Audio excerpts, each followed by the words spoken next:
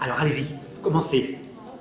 Quelle est la position de l'Église en ce moment au sujet de la mort, c'est-à-dire l'incinération, l'inhumation?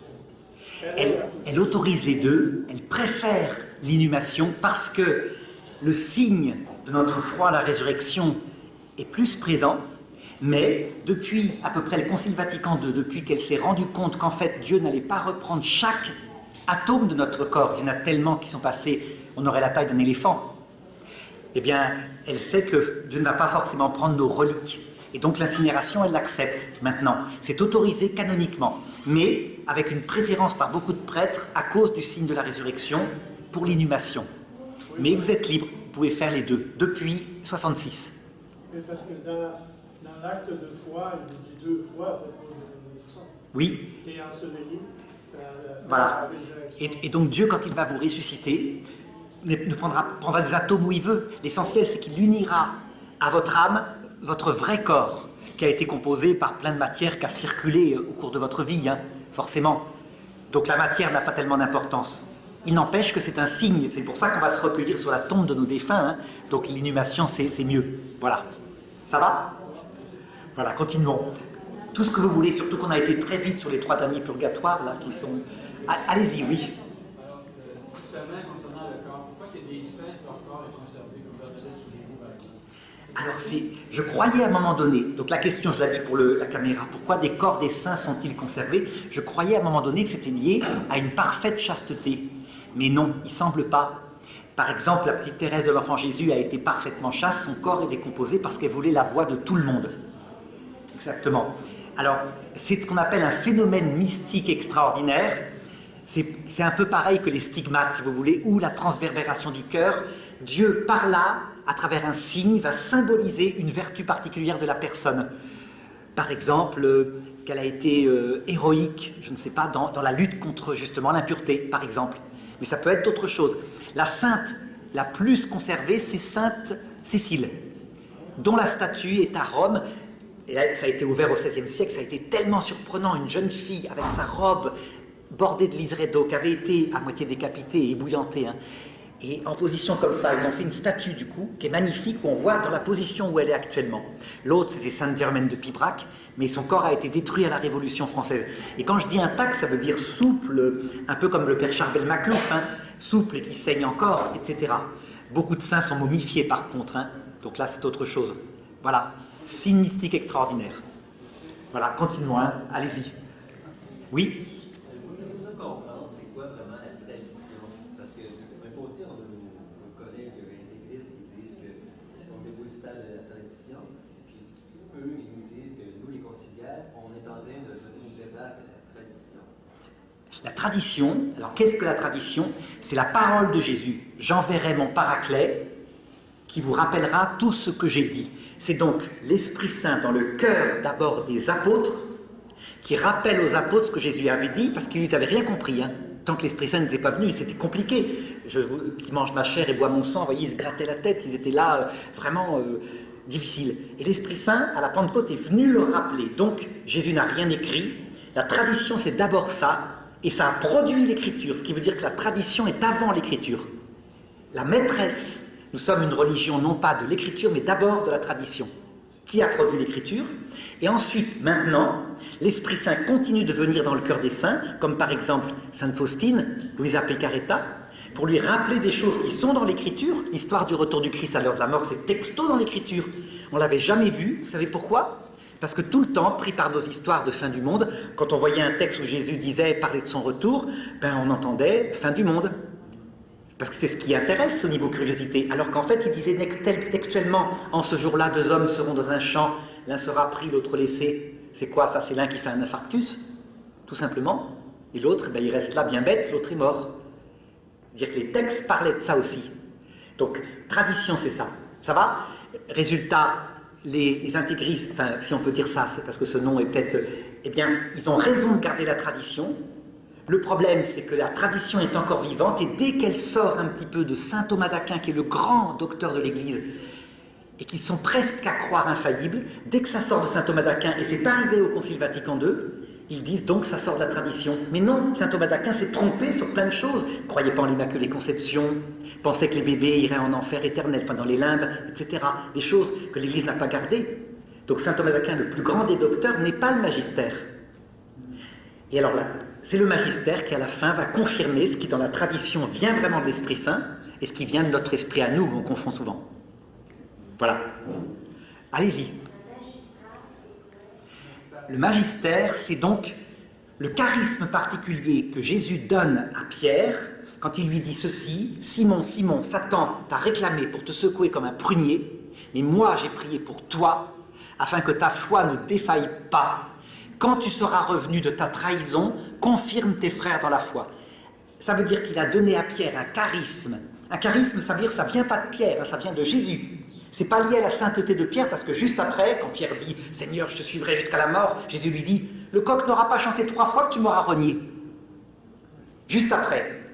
Donc, indépendamment de la sainteté des papes, indépendamment de leurs bêtises, indépendamment de leur hérésie personnelle, ils peuvent être hérétiques personnels, indépendamment de ça, Jésus a fondé un roc charismatique, à savoir que quand les papes confirment la doctrine universelle du salut, uniquement sur ce point-là, ce que c'est que le salut et comment on y va, ils ne peuvent pas se tromper. C'est impossible. C'est un roc, c'est pas un banc de sable. Ils ne peuvent pas. Et donc, quand on déclare sur une doctrine infaillible de l'Église un pape hérétique, ben, ceux qui font ça avec le pape François, il y a un problème. Ils sont en contradiction avec leur foi. Par contre, le pape François peut se tromper en pastoral, comme Pierre, peut faire des bêtises pastorales énormes. Là, il n'y a pas de protection du tout. Du style, qu'est-ce que je peux vous citer? Ben, par exemple, vous avez entendu parler l'association Jean-Paul II, où il a nommé un supérieur qui vient de virer 5-6 professeurs de 50 ans, qui se retrouvent sans poste alors que c'était des professeurs excellents. Il y a une erreur pastorale là. Hein. On ne fait pas ça. On ne fait pas ça. Mais il va peut-être rectifier. Ça va? Vous avez compris? Résultat, 3 canaux de la révélation. Tradition, premier. Écriture, deuxième. Magistère, troisième. 3 canaux. La source étant l'Esprit Saint. Allez-y. Donc le magistère, c'est l'infaillibilité du pape. On peut trouver que c'est ça? Uniquement. Du pape et des conciles unis au pape. Des évêques unis au pape, si on veut aussi. Mais fondamentalement, c'est Pierre qui a le charisme. Pierre. Et donc ses successeurs après lui. Si on prend par exemple une encyclique, on va dire Oui. Eh bien, l'ensemble qui est tout le... non. Les parties d'humanité qui parlent des doctrines du salut concernant la contraception. Là, si c'est une doctrine universelle, ça veut dire, ça ne parle pas d'un cas particulier. Ça parle de, par exemple, est-ce que Dieu veut qu'on utilise la contraception artificielle? Le pape Paul VI répond non, il engage l'infaillibilité de l'Église parce que c'est une doctrine universelle. Je vais vous donner un autre exemple. Un exemple de Miss France. Quand le pape dit « la guerre c'est mal », catéchisme de l'Église catholique numéro 30048. Ça c'est une doctrine universelle, infaillible, mais Miss France aurait pu trouver la même.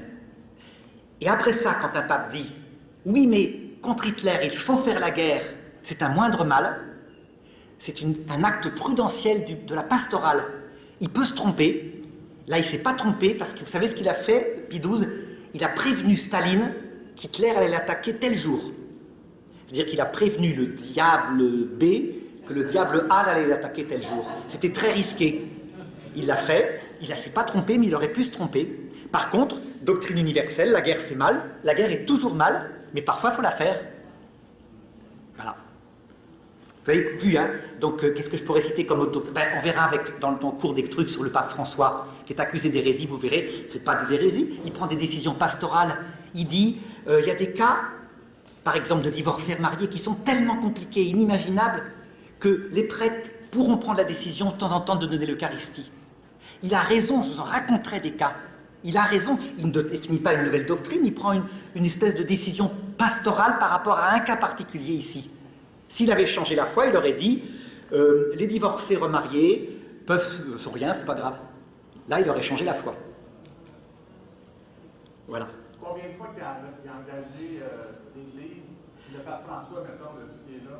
Il ne l'a jamais fait, lui. Jamais. Il a dit, vous connaissez la doctrine, je ne la changerai pas, maintenant je vous parle de ce qui complète, à savoir rejoindre les personnes. Le dernier dogme, c'est Jean-Paul II, qui définit que l'Église n'a pas le pouvoir du tout d'ordonner des femmes prêtres. C'est un dogme solennel, avec la forme solennelle. Celui d'avant, c'était la définition que l'âme des bébés est créée à la conception, Donum Vitae 6, une encyclique. D'accord? Et là, c'est vraiment quelque chose d'important, parce que c'est une doctrine universelle, qu'on ne savait pas, et on le sait, ça date de 86 ou un truc comme ça. Voilà. Continuons, on peut y aller. Allez-y, oui. On a parlé de la tradition. Si on peut dire qu'elle est vivante et qu'elle évolue, la tradition, ou notre conception de la tradition évolue. Elle est vivante, elle évolue, dans ce sens que l'Esprit Saint peut révéler des choses qui sont dans l'Écriture ou dans la tradition des apôtres et qui avaient été cachées jusqu'ici. L'exemple typique, c'est le salut des bébés. Je vous ai dit tout à l'heure, Marcel Vann, il entend l'Esprit Saint lui dire « Mais non, les bébés ne sont pas damnés, les bébés morts sont baptême. » Et il s'étonne, il dit « Mais saint Thomas d'Aquin avait dit l'inverse. Donc c'est un manque de respect pour saint Thomas d'Aquin. » Et Jésus lui répond « Non, ça n'avait pas encore été manifesté, c'était dans la révélation, mais ça n'avait pas été encore manifesté à l'Église pour lui rappeler ce que j'avais dit. » Donc la tradition s'approfondit, elle est parfaite au niveau des apôtres, elle s'approfondit parce qu'ils nous rappellent sans arrêt des choses qui étaient... Il n'y a pas de nouvelle révélation, jamais. Hein. Tout a été donné à la mort du dernier apôtre, mais ça nous est rappelé. Donc du style, par exemple, comment dirais-je, les protestants qui disent qu'il ne faut pas baptiser les bébés, il y a visiblement Jésus qui baptise les bébés, pas avec de l'eau, il leur impose les mains, il leur fait des caresses. C'est quelque chose de la tradition, il ne les a pas baptisés avec de l'eau, il les a baptisés avec son Esprit Saint directement. Voilà. Allez, oui. Purgatoire. Alors, les derniers purgatoires, c'est donc, je dirais, les purgatoires des saints. Les personnes qui sont après le jugement dernier sont saintes. Jamais elles n'abandonneront le Christ. Ce sont donc des saintes âmes du purgatoire, mais il y a un problème. Leur amour est parfait, total, elles ne pourront plus augmenter parce qu'elles l'aiment de tout leur cœur. Elles manquent d'humilité, elles manquent de kénose. Et elles ne le savent pas, elles ne peuvent pas le savoir. Donc leur amour total fait que s'il n'y avait pas besoin de la kénose, elles iraient au paradis. Leur manque de kénose se traduit par un acte de droiture. Elles disent « je vais payer tout ce que j'ai fait de mal, je vais réparer ». La fameuse dette de peine. Vous vous rappelez, on parlait du purgatoire. Hâte-toi de te réconcilier avec ton frère, de peur que ton frère, à la fin du chemin, ne te livre au juge et le juge au geôlier, et là tu paieras jusqu'au dernier sou. Ces personnes-là, naturellement, disent « je veux payer jusqu'au dernier sou, Seigneur. Tu verras ce que tu verras, je t'aime. » C'est fantastique, hein, c'est un acte d'amour, mais qui manque d'humilité. Donc ce purgatoire-là va consister à ce qu'elles acquièrent la kénose et qu'elles finissent par comprendre qu'en fait, elles n'ont pas besoin de payer les dettes, il a tout payé pour elles. Mais pour le moment, elles veulent payer, c'est un acte d'amour, donc il les admire. Et elles y vont. Il n'y a pas moyen de mentir, hein, c'est la réaction naturelle devant Jésus. Résultat, à un moment donné, dans ce désert qu'est le purgatoire, qui est peut-être un lieu, parce que c'est un lieu physique, hein, c'est quoi ça veut dire ça? Kénose. Ah oui, la kénose, c'est donc plus que l'humilité, c'est comme une mort à soi-même qui fait qu'on est sans illusion sur soi, un pauvre homme qui sait qu'il est rien. Et souvent, ça vient quand on a connu le désespoir. Par exemple, une dame que je connaissais, on m'en avait parlé, très dure, chrétienne, extrêmement ferme, et qui disait des jeunes, ils font n'importe quoi maintenant, etc. Tout le temps priante, donc une vie de sainteté et d'amour, apparemment très bon, mais très très dur. Et à un moment donné, elle a fait une dépression parce qu'elle n'avait pas fait attention à dormir. Une dépression grave qui l'a amenée à une tentative de suicide. Elle en est sortie après une cure de sommeil totalement différente. Elle avait connu le désespoir, elle avait appris la kénose. Elle était brisée à l'intérieur, et donc son cœur était plus qu'humble.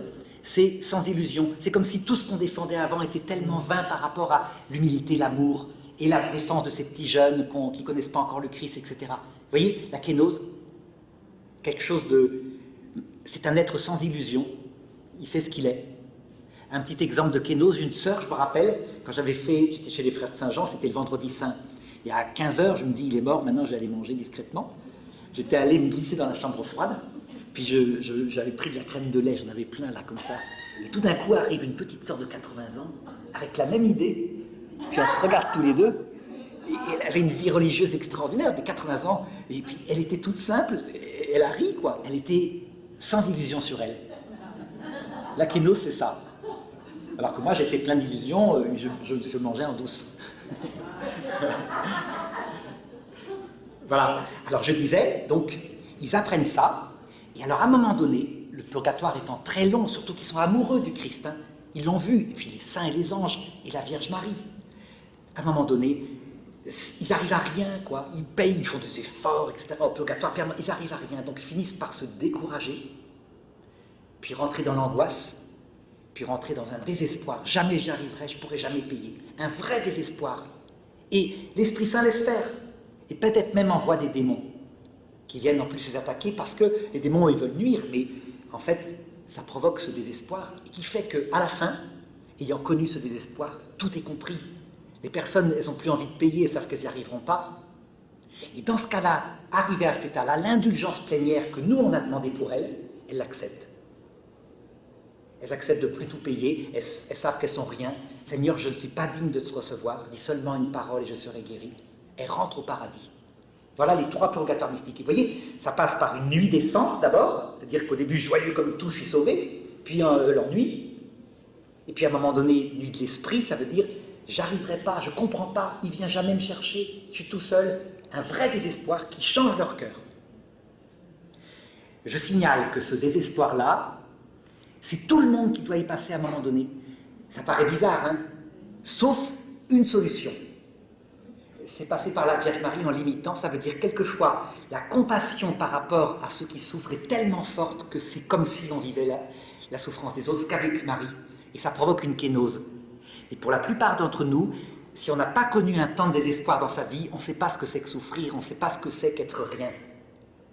Donc il faut y passer, c'est notre heure à un moment donné. Quand on a beaucoup souffert sur la terre, qu'on a connu par exemple des dépressions, souvent c'est bon. On n'a pas besoin de ce purgatoire-là parce qu'on arrive vraiment sans illusion sur soi. Le problème, c'est quand on est quelqu'un de fier mais même dans sa vie, quoi, d'honneur, de plein d'honneur, et que face au Christ, ben, on veut payer, quoi, on veut payer, on est fier, on est digne, et c'est bien. Hein.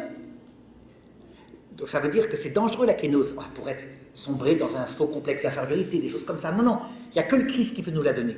Quand il le veut, pas la peine d'essayer de l'acquérir, on ne peut pas.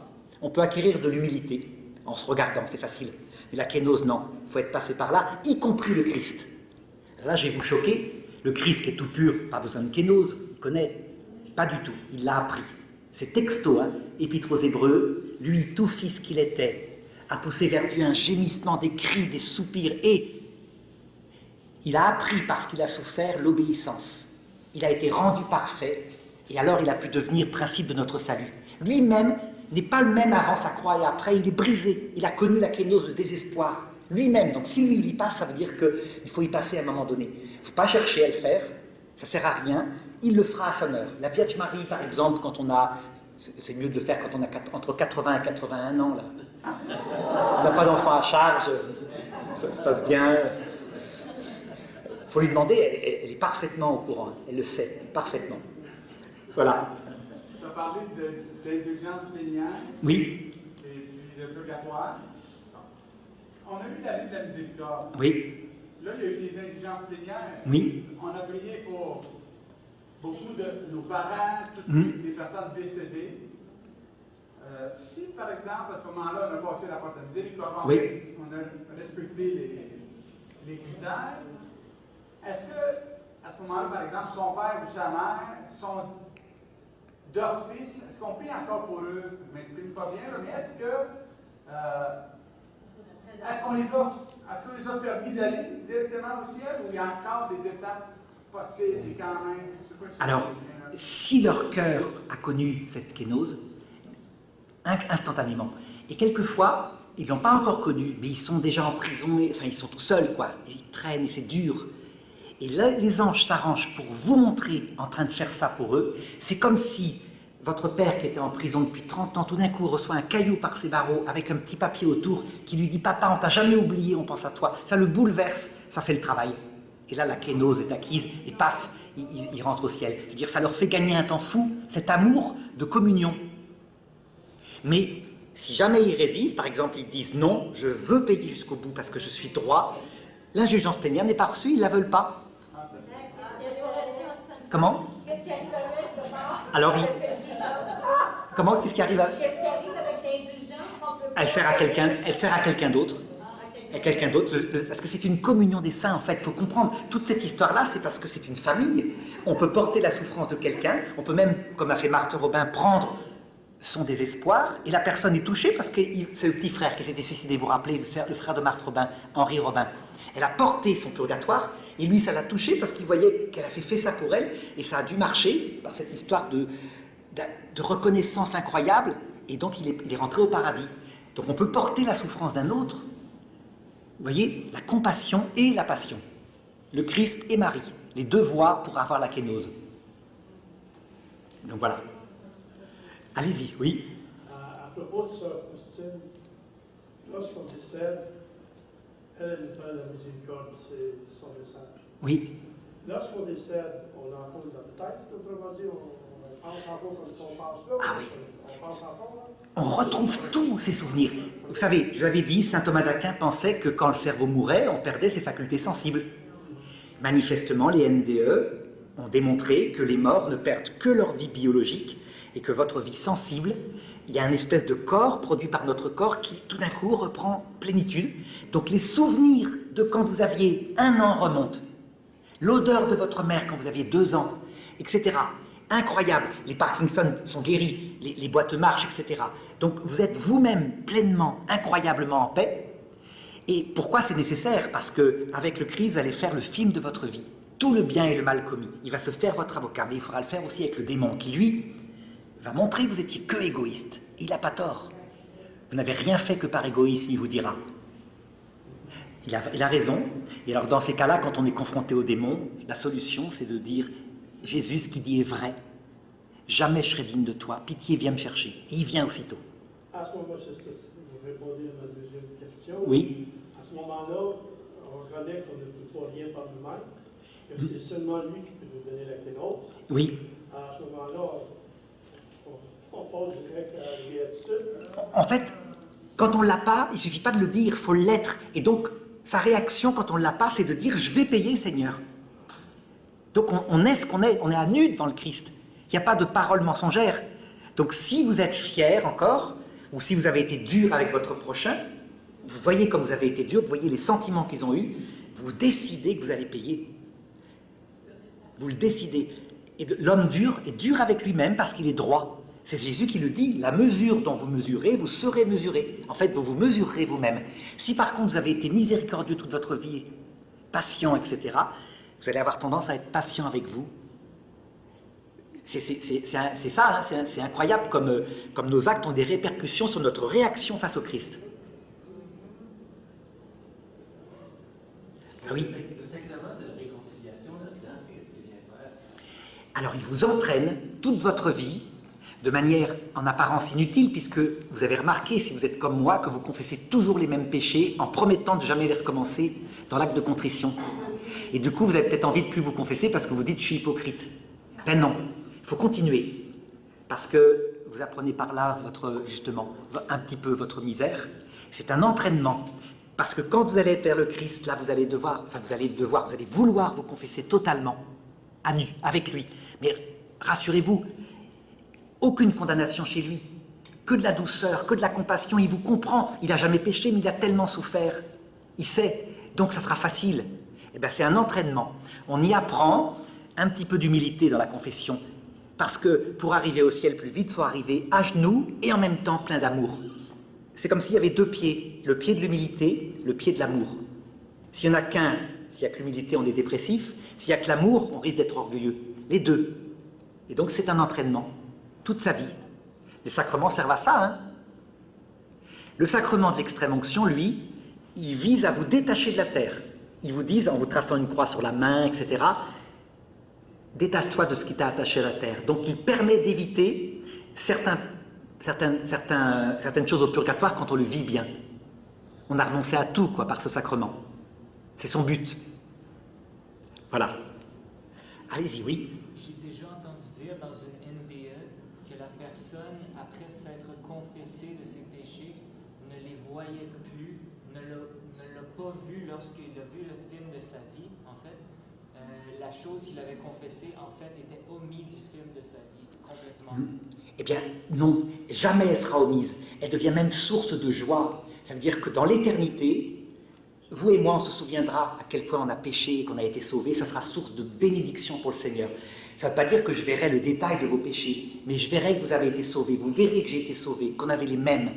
On sera frères dans ces misères-là et on est sauvés. Donc tout est gardé en mémoire, à jamais, y compris dans le jugement général où on verra tout sur tous. Non pas en détail, encore une fois, il n'y a pas de voyeurisme, mais pour voir à quel point ça sera source de reconnaissance au Seigneur. On comprendra pourquoi il a laissé les souffrances faire, comment il a façonné notre cœur. C'est heureux les assoiffés de justice, ils seront rassasiés. Donc ne pas confondre le pardon et l'oubli. Ne pas confondre. Rien n'est oublié. Tout est pardonné. Voilà. Allez-y, oui. Au sacrement du pardon, quand on dit l'acte de contrition, j'ai un extrême regret de vous avoir offensé et qu'on n'a pas ce regret-là. J'avais parfois dit à un prêtre. Et qu'on n'a pas. Et ça, oui, ça m'arrive aussi. Je dis cela, mais je n'ai pas cet extrême regret. Oui. Je regrette d'avoir offensé Dieu, mais ça n'est pas un extrême regret. Eh bien, vous dites même au prêtre la prochaine fois, je n'ai même pas de regret de mes péchés, mon Père. Ça veut dire, non mais je suis sérieux, ça nous apprend l'humilité. C'est le but du sacrement. Il faut être vrai par rapport au sacrement. Nous sommes des sales hypocrites. Seigneur, et je m'engage à ce que jamais je ne... Enfin, vous savez, la fin de l'acte de constriction, là, vous savez bien qu'on va retomber, ça fait 50 ans que c'est comme ça. Eh bien, c'est ce qui nous apprend l'humilité. De même, le jeûne qui est réussi. Vous savez, quand on jeûne et qu'on réussit à jeûner parce que la Vierge Marie le demande à Medjugorje, c'est moins efficace que quand on craque comme moi en allant à la chambre froide. Parce qu'en craquant, on découvre qui on est, quoi. Et ce jeûne-là produit un fruit d'humilité. Ce jeûne raté. Ça ne veut pas dire qu'il faut rater le jeûne, hein, mais vous comprenez. Voilà. Oui. Sur l'enfer dont vous avez parlé cet après-midi, qui me semblait très étrange parce que j'ai toujours appris l'enfer que la Sainte Vierge a montré aux enfants de Fatima, qui ne ressemble pas du tout à ce que vous avez dit. C'est très simple. La Vierge Marie, quand elle montre l'enfer, ainsi que dans les NDE négatifs, quand le ciel montre l'enfer, il montre les conséquences de l'enfer.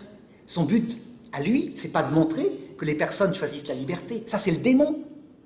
Le ciel, il veut réformer les personnes. Donc, toutes les personnes qui ont vu l'enfer, à commencer par le petit Francisco de Fatima, ainsi que certains mafiosi lors de NDE, sont tellement terrorisés qu'ils se convertissent. Ça vient du ciel. Le ciel leur montre les conséquences de l'enfer, la souffrance réelle dont je vous parlais. Le démon, lui, va montrer la liberté. Tu es comme un dieu. C'est normal, puisqu'il veut vous attirer en enfer. Et il va cacher la souffrance, lui.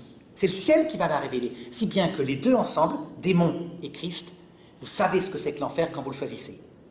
Ils n'ont aucune ignorance sur les souffrances, la vie vaine, etc., qui est en enfer. Vous voyez, ça va, ça résout un peu le problème. Il y a une Oui. imagerie dans l'enfer, là. Comment?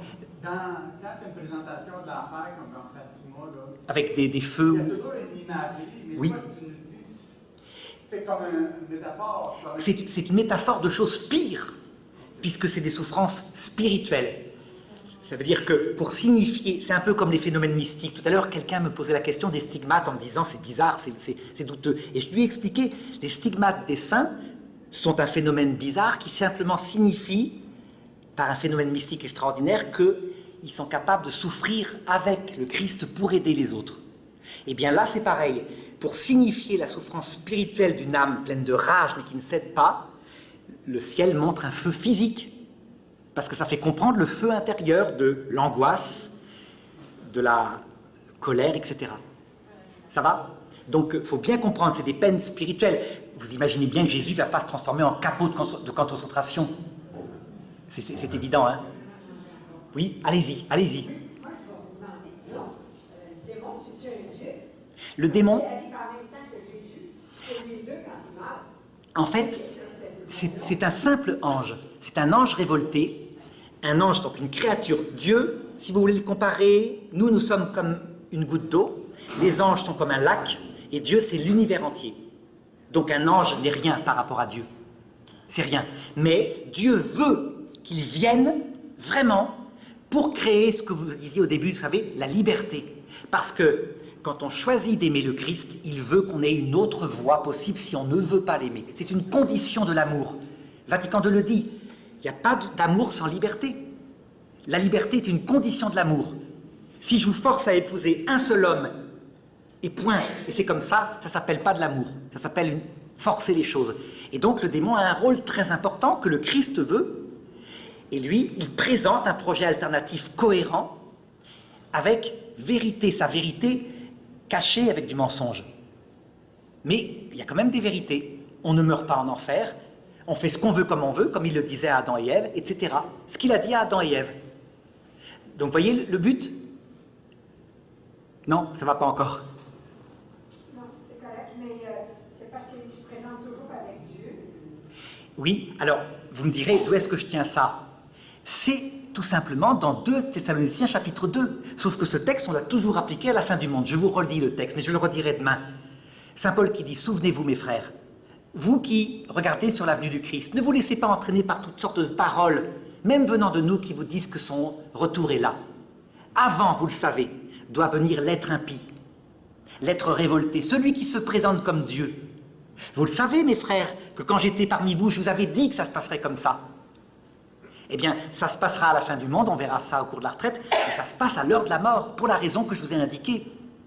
Ça veut dire que c'est bon, mais ne vous inquiétez pas, on ne peut pas le confondre. C'est-à-dire que le Christ, sa lumière, c'est l'union de l'amour avec la vérité et l'humilité. Le démon, sa lumière, c'est l'union de la fierté avec la dignité de l'orgueil, de l'indépendance solitaire. On ne peut pas confondre. Vous voyez, il est froid, on ne fait pas de câlin à Lucifer. Le Christ, on a envie d'aller dans ses bras. Donc votre cœur va vous porter vers le Christ et tout votre égoïsme va vous porter vers le démon. Il y aura une bataille en vous qui s'appelle la bataille d'Armageddon. La bataille en soi, quand à un moment donné, l'arbre va tomber du côté où il penche. D'où l'intérêt de toujours travailler, non pas le fait d'être parfaitement vertueux, mais l'humilité et l'amour. Et en conséquence aussi la vertu. Une autre question, c'est la dernière. Est-ce qu'on, moi, j'ai reçu l'Esprit Saint en 79 par jalousie. Mon beau-frère l'avait reçu, puis sa femme aussi. Puis j'étais assis dans ma cuisine, je lui ai dit au Seigneur, ils ont reçu l'Esprit Saint, moi je ne l'ai pas reçu. Moi, si Seigneur, je veux le recevoir. Oui.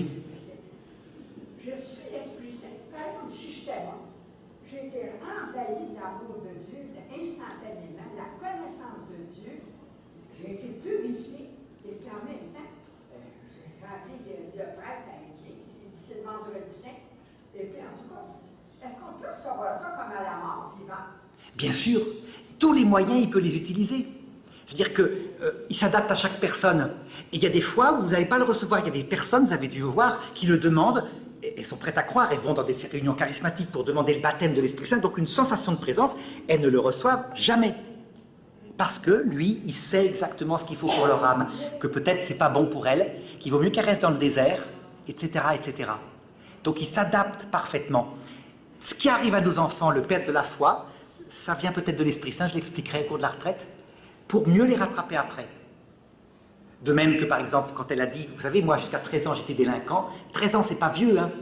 Mais je me souviens de ce moment où j'étais mort intérieurement, complètement. Et si j'étais pas passé par là, j'aurais pas cette volonté de durer. Tellement je sais ce que c'est qu'être mort, je l'ai vécu 13 ans. C'est pas grand-chose, de 0 à 13 ans. Mais voilà. Donc, vous voyez, tout existe. Merci beaucoup. Alors, oui, Ça fait 5 fois qu'elle est allez-y. Il y a beaucoup de mystiques, oui. Alors, parce que le caractéristique... Mais attention, la mystique, d'abord, c'est pour tout le monde. Hein. Ça veut dire que c'est une relation à Dieu d'amour vécue. Mais des mystiques particulières qu'on appelle des âmes victimes. C'est une vocation particulière qu'a connue Marthe Robin, Luisa Picaretta, peut-être, Padre Pio, etc. Il vient leur demander, ou parfois non, veux-tu souffrir pour aider des âmes? Voilà, parce que, vous vous rappelez la parole de la Vierge, beaucoup d'âmes vont en enfer parce qu'il n'y a plus personne pour prier pour elles. Donc, elles acceptent ça, et là, il y a d'abord des tentations intérieures terribles. Elles peuvent porter des choses comme, par exemple, la petite Catherine, la sainte québécoise, vous savez, elle portait des tentations de suicide, etc. Et après, il peut y avoir des attaques physiques. Quand il a dépassé tout ça, c'est-à-dire que la personne est tellement brisée que ça ne marche plus sur elle. Donc, qu'est-ce qu'il fait? Il la violente, il donne des coups. C'est ce qu'on appelle des obsessions, des possessions, etc. Voilà. Et cette vocation-là, je ne pense pas qu'il faut la demander. Non, il ne faut pas la demander.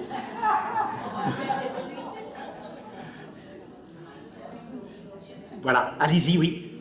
Oui, vous avez dit que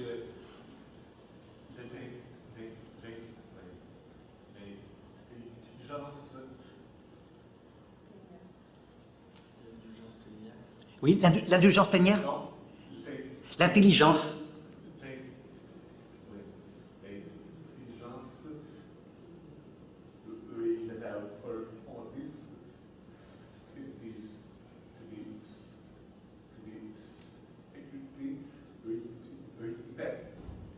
Immatérielle. Depuis bon, le cerveau,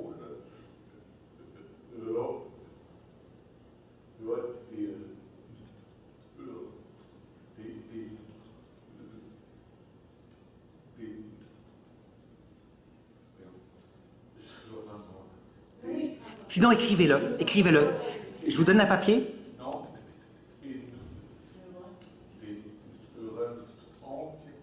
on voit l'intelligence.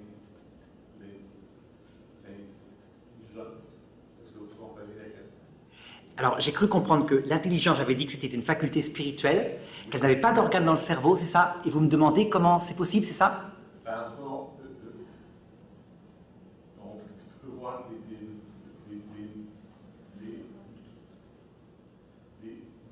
neurones du Sur l'électroencéphalogramme? cerveau. Donc, on présente que, bon, si on vous installe un petit peu que Essayez d'écrire la question, ça sera plus simple. Je vais vous donner le papier. Enfin, j'en ai un là d'ailleurs. Je voudrais vous parler. Je voudrais vous parler. Ah oui, ça c'est, oui, je sais, c'est un papier. Alors, oui. Je sais pas si ça va le micro pour les questions, parce qu'en arrière, on entend. Ah oui, oui. Ah oui, ah oui, faut le prendre. Et voilà. Une feuille. Donc, je la fait après. Dès que vous l'avez faite, voilà, si vous donnez la feuille, ben voilà, je donne comme ça. Alors, passons à comme ça, je répondrai après. Allez-y. Attendez, Maria, il entend pas. Ah, il a d'accord, parfait. Oui. Ma fille m'a dit qu'elle a perdu la foi quand elle a appris au sujet de la prédilection. La prédestination, peut-être? Exactement. Elle trouve que c'est aucun Dieu juste ne peut créer des êtres dont il sait d'avance qu'ils seront donnés. Et je n'ai pas su quoi répondre. C'est parce qu'elle pense que Dieu est dans le temps. Alors que Dieu, c'est pas le temps, c'est pas ça. Le problème de Dieu, c'est qu'il est dans l'éternité, qui est comme une immense sphère dans laquelle le temps serait complètement compris depuis toujours. Vous voyez? Donc il sait tout depuis toujours. Et saint Thomas donne une comparaison. Imaginez un homme sur une montagne, il voit deux hommes qui marchent dans la vallée, un qui vient par là et l'autre qui vient par là. Il sait qu'ils vont se rencontrer ici. Il n'en est pas la cause. Donc Dieu ne prédestine personne à l'enfer. C'est l'hérésie de Calvin, ça. Dieu prédestine dans ce sens, c'est le sens-là qu'il sait par avance tout, mais que ça se fait librement dans le temps. Et donc, il faut qu'elle comprenne que les gens qui sont dans le temps, c'est vraiment leur action qui, au terme, aboutira à la damnation. Sur Terre, elle a raison. On constate qu'on a des destins qu'on n'arrive pas à régler. Par exemple, on est programmé pour mourir au bout de maximum 120 ans, mettons. Ça, c'est vrai, on n'est pas libre. Mais à l'heure du jugement dernier, comme je vous ai dit, là, la liberté est totale, au point que personne ne se damne sauf librement. Personne ne va au paradis pour se marier avec Dieu sauf librement, avec une parfaite lucidité, les mêmes conditions qu'un mariage valide. Voilà, donc elle sera complètement rassurée là-dessus, comblée de justice, elle le verra. Donc la prédestination calviniste, non, l'Église a rejeté, lui, qui dit carrément que Dieu prédestine à l'enfer, hein, Calvin. Donc ça, non. Voilà, alors, allez, ouais, le temps que le mot arrive, s'il y a quelqu'un... Oui, allez-y. C'est une bonne idée, hein, ce micro. C'est une bonne idée. Ah, merci. Je ne sais pas si Ah oui. c'est clair, là. Allez-y. En vue de la théologie de l'Église catholique, là, y a-t-il moyen de mettre en ordre toutes les étapes, on va dire, de l'eschatologie? On a vu cette semaine, là, l'ange qui dit qu'est-ce que vous avez à taper le ciel, Jésus va revenir de la même manière que vous l'avez vu. Oui, oui. Il y a le jugement particulier, il y a la résurrection des morts. Y a-t-il moyen de mettre un ordre là-dedans, ou des 1000 ans qui vont... Oui, oui. On le fera, ça va être tout le but de cette retraite sur la fin du monde. Mais je vais vous le résumer. Donc, la vie terrestre, tout le monde y passe. Et à un moment donné, viendra la fin avec la dernière génération. À un moment donné, mais il faudra que toute une série de prophéties soient d'abord réalisées. Des prophéties concernant le peuple juif, concernant l'Église, etc. Je vous les donnerai, hein. Vous verrez, sur le peuple juif, il y en a 7. Il n'y en a que 4 de réalisés pour le moment. Et à un moment donné, il reviendra dans sa gloire. Il revient à ce moment-là pour la dernière génération qui seront nos petits-enfants, peut-être, je ne sais pas, mais qui auront tellement souffert intérieurement par un monde vide, parce qu'il y aura eu la venue de l'Antéchrist, que leur âme sera prête. Et là, son retour dans la gloire se fera sur terre, et sa venue, d'un coup, révélera toute la vérité qui était cachée. À ce moment-là, ces gens de cette dernière génération ne mourront pas, ils seront dispensés, dit saint Paul, de mourir, tellement ils auront peut-être souffert. Il va les emmener tous ensemble pour l'autre monde. Ceux qui sont faits pour l'enfer iront en enfer, évidemment, et ceux qui seront faits pour le paradis iront au paradis. Tandis que ceux qui sont au ciel, nous, on les rejoindra et on sera ressuscités à ce moment-là. Vous voyez l'ordre. Pas de 1000 ans sur terre. 1000 ans sur terre sans symbolique, dit l'Église. C'est-à-dire que ça signifie que, quelles que soient les souffrances qui arriveront dans votre vie, il laisse toujours un petit coin de paix. Un petit coin de paix. Si vous avez la foi, pas pour tout le monde, hein. Il y a des gens qui se suicident, la preuve, donc eux, ils n'ont vraiment pas de coin de paix. Donc c'est symbolique, pas de 1000 ans sur terre comme le croient les protestants.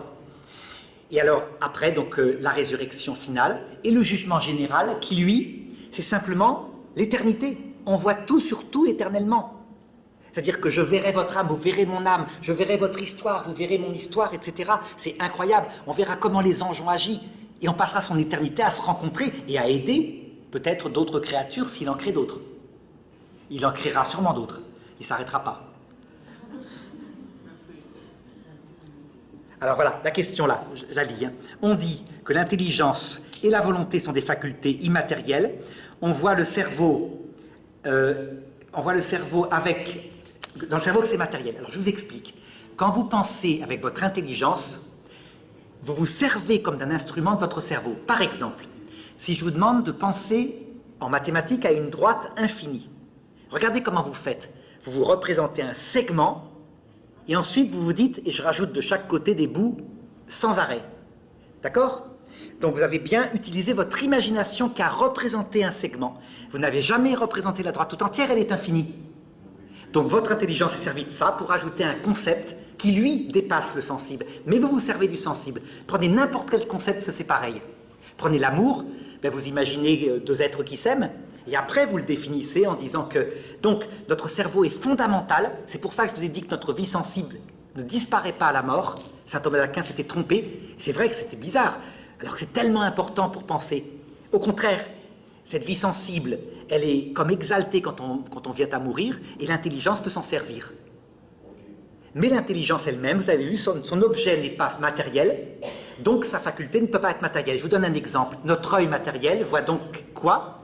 La lumière matérielle. Il est matériel organe, donc son effet, c'est de voir un photon matériel. Notre pensée qui pense par exemple à la beauté, l'infini, n'est pas matériel. Essayez de me dessiner l'infini, vous ne pourrez pas. C'est donc que la faculté doit être en rapport. Alors votre imagination, vous pouvez imaginer une pomme, vous pouvez la dessiner, donc l'imagination est dans le cerveau matériel. Voilà le raisonnement de saint Thomas. Un peu compliqué, hein, mais voilà. Je comprends mieux, là, je m'en souviens.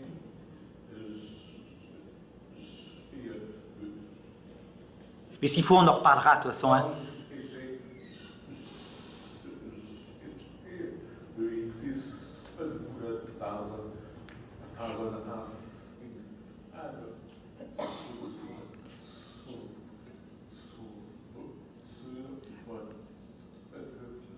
Oui, oui, ah oui. Tout à fait. Et j'ai mis tous ces cours en philo sur Internet, hein, tous ces cours, sans exception. Voilà, je vous donnerai éventuellement le lien, vous me donnerez votre email Ah, ben vous connaissez, ça va. Mais c'est vrai que la philo, ça paraît plus abstrait, hein, c'est moins passionnant, mais voilà. Alors, il nous reste 12 minutes. Qu'est-ce que ça signifie, la parole, que un est... On va pas plus loin. Qu'est-ce que ça signifie, la parole, que un est pris pour le laisser? Alors, ça veut dire, très simplement, qu'un jour, vous êtes avec une collègue en train de travailler, tout d'un coup, elle tombe par terre, son cœur est arrêté, elle est morte. En fait, ce que vous n'avez pas vu, c'est que son ange gardien, le Christ, la Vierge Marie sont venus la chercher, son âme est partie. Et vous, vous êtes resté sur place, vous n'avez rien vu, vous êtes resté. C'est la mort individuelle. Et donc ça veut dire que le retour du Christ, puisque le texte commence comme si, le retour du Christ dans sa gloire sera comme l'éclair de l'Orient à l'Occident. En ce jour-là, 2 hommes seront un champ, l'un est pris, l'autre laissé. L'un meurt, l'autre pas. Donc l'un est emmené dans l'autre monde, l'autre pas. Ça ne signifie pas le paradis et l'enfer, ça. Hein. Ça signifie la mort individuelle. Et vous verrez demain que tous les textes signifient, les textes sur le retour du Christ signifient 3 choses, toujours. La mort individuelle, la fin des générations et la fin du monde à la dernière génération. Et voilà pourquoi on n'arrive pas à comprendre. Il y a 3 sens mêlés, exprès, parce que c'est le même mystère pour le Christ. C'est-à-dire, tout ça, c'est le retour du Christ. En gros, dans 100 ans, on est tous morts, nous tous, et donc notre génération aura revu le retour du Christ, tout entière. Mais le sens que donnent les protestants, que l'enlèvement de l'Église... Sur l'enlèvement des saints, non, l'Église n'accepte pas ce sens-là. Il n'y aura pas, tout d'un coup, les chrétiens qui vont disparaître. Non, non, c'est vraiment un sens symbolique pour ça. Donc les protestants, je ne sais pas pourquoi ils interprètent ça comme l'enlèvement de l'Église. Donc tout d'un coup, des gens disparaissent, c'était tous les chrétiens, ils sont partis dans l'autre monde et les autres sont sur terre. C'est un mythe, hein. Non, non. Quand le Christ revient, il revient sur terre, pas pour régner sur terre 1000 ans, du tout, du tout. C'est l'horreur, le millénarisme est condamné par l'Église, je vous lirai le texte demain. Ça ne marche pas, on a essayé de le faire au Moyen-Âge. C'est pas vrai que le démon est attaché, c'est au contraire, l'orgueil renaît, etc. de tous les côtés. On construit des cathédrales, c'est vraiment pour Dieu, et du coup après, on fait des guerres de religion. C'est l'être humain qui est comme ça. Et donc pas de règne sur terre, mais il revient sur terre pour nous emmener dans l'autre monde. Voilà, la foi catholique. Oui, allez-y. Encore 10 minutes. La résurrection des corps, ça se fait à la mort ou en dernier... Au dernier moment. Donc, dans le moment, il n'y a pas de corps ressuscité à part de Jésus lui-même. Il y en a peut-être d'autres. Vous vous rappelez, quand il y a eu la résurrection, la mort de Jésus, et saint Paul raconte, enfin non, l'évangéliste raconte que des prophètes sortirent des tombeaux, et beaucoup les virent qui marchaient dans la ville. Il y en a peut-être d'autres.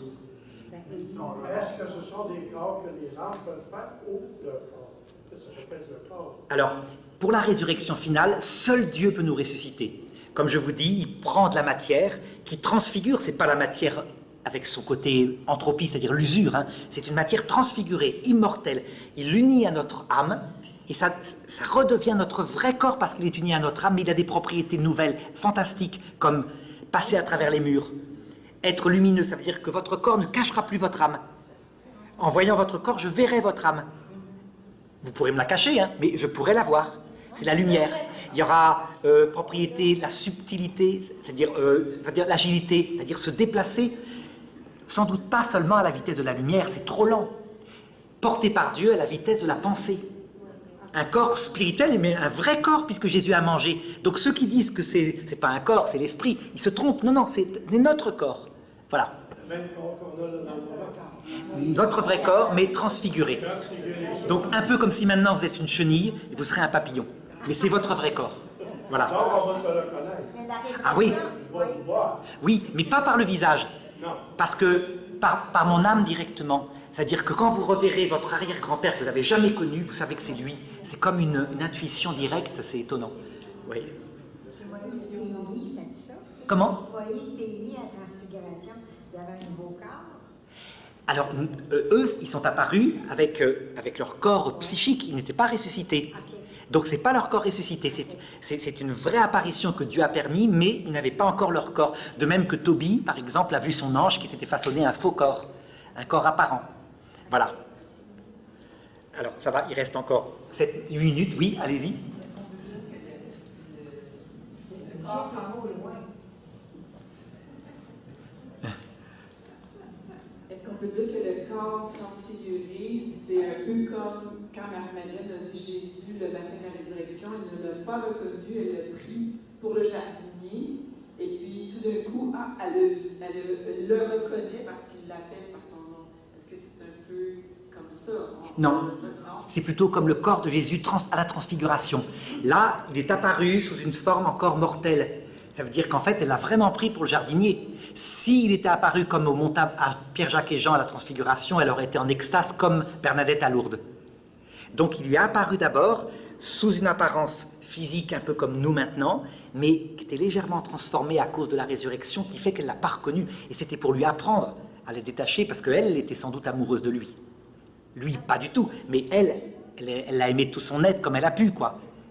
Donc voilà. Par contre, Pierre, Jacques et Jean à la transfiguration l'ont vu avec son corps glorifié. Bernadette à Lourdes a vu Marie avec son corps glorifié. C'est différent, c'est une extase, c'est vraiment autre chose. Hein. Et donc on voit son âme en voyant son corps, on ne peut pas se tromper. Ça va? Oui?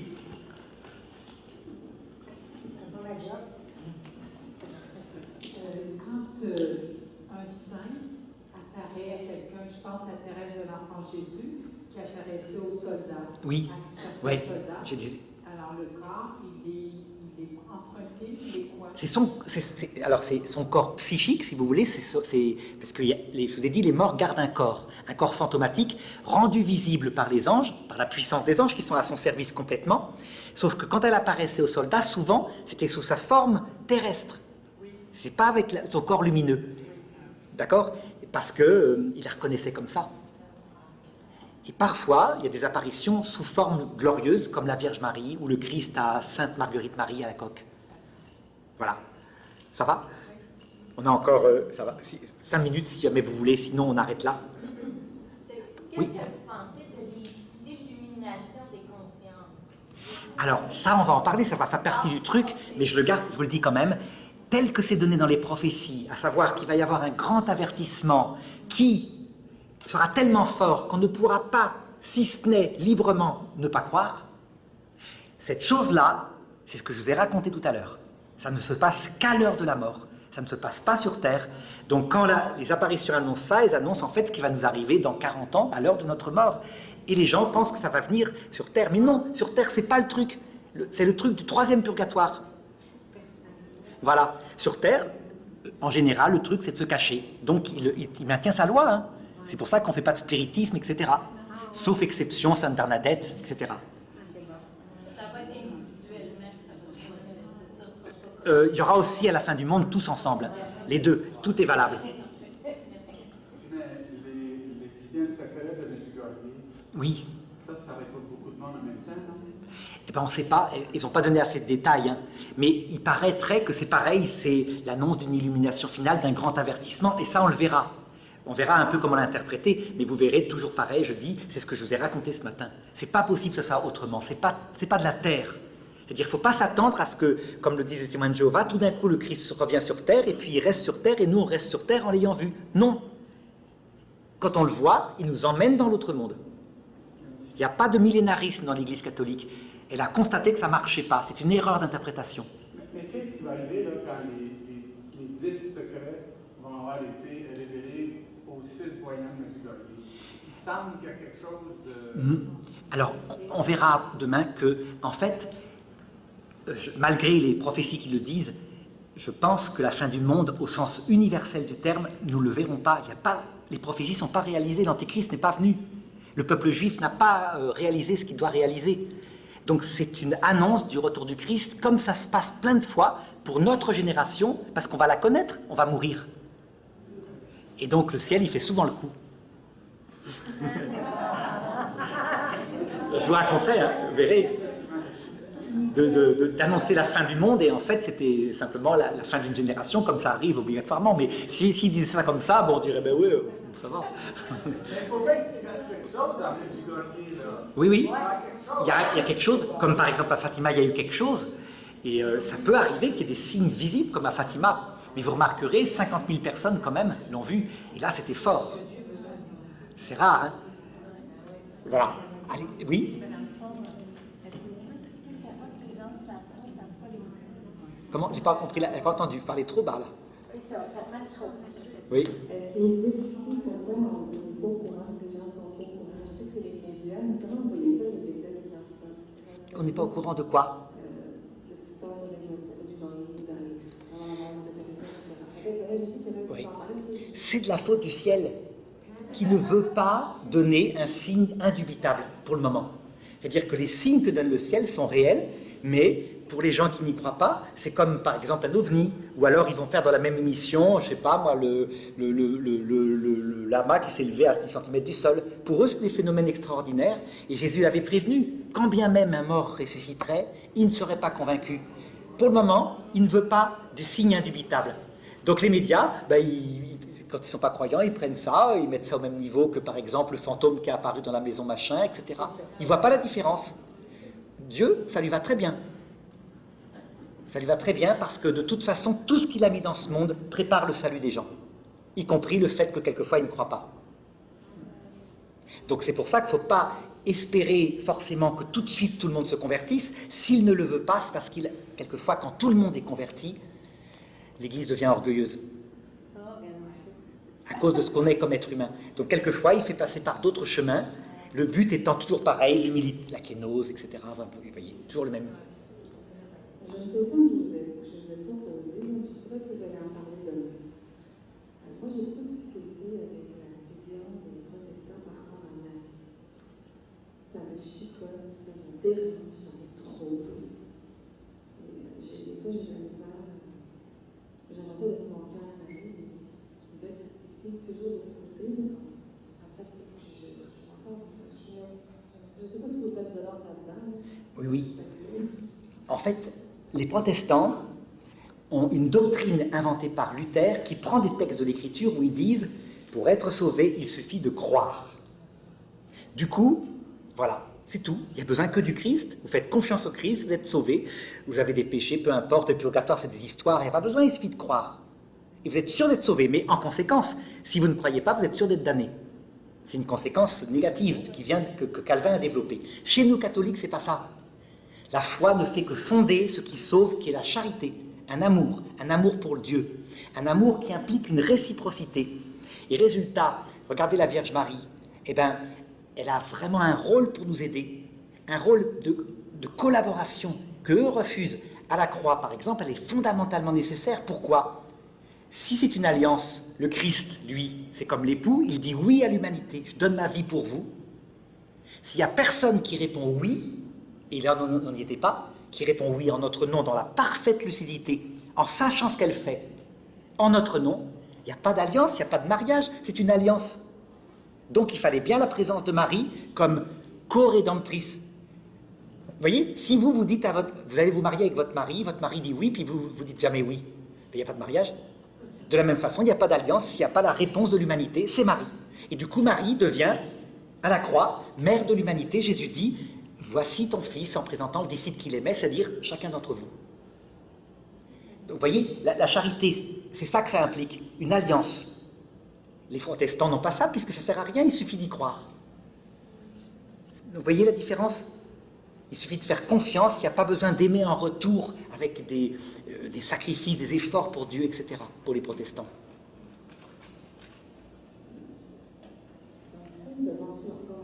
Parlez plus fort. Ça me frustre, je vais ça me frustre de voir tous les commentaires négatifs qui disent à chaque fois que j'ai fait un reportage sur Marie. Je me dis, ils sont bouchés, je ne sais pas comment expliquer ça, je sais que des fois je regarde des vidéos, il y a tellement des commentaires négatifs. Je ne sais pas comment réagir par rapport à ça, ça vient me chercher. Pas grave. À l'heure de leur mort, quand le Christ va apparaître avec la Vierge Marie, tout d'un coup, ça va, voilà, ils vont devenir catholiques. C'est tellement... Il n'y a pas moyen de... Ça sert à rien, j'assure. Ils vont le voir, hein, ils vont le voir. C'est comme les témoins de Jéhovah qui disent que le sang, c'est l'âme. Ben, quand ils se retrouvent fantômes de l'autre côté, ils se disent, il y a un problème. Et oui, le sang, c'est pas l'âme. Voilà, c'est terminé. C'est terminé. C'est gentil. J'arrête là. Hein.